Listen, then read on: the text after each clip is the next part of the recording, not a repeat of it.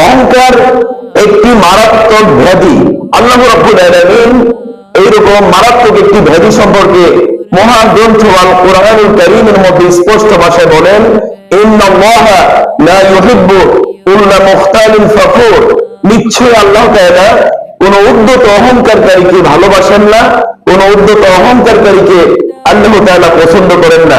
রাসূলুল্লাহ সাল্লাল্লাহু আলাইহি ওয়াসাল্লাম হাদিস শরীফে অহংকার সম্পর্কে বলেন, লা ইয়াদখুলুল জান্নাতা, কেউ জান্নাতে প্রবেশ করবে না, মান কানা ফি কলবিহি মিসকালু যাররাতিন মিন কিবর, যার অন্তরের মধ্যে যাররা পরিমাণ, বিন্দু পরিমাণ অহংকার রয়েছে, সে জান্নাতে প্রবেশ করবে না।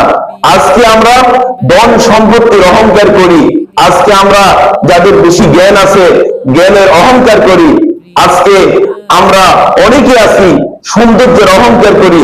আল্লাহ তাআলা আমাদের সবাইকে অহংকার থেকে পরিত্রাণ দেন, আমিন।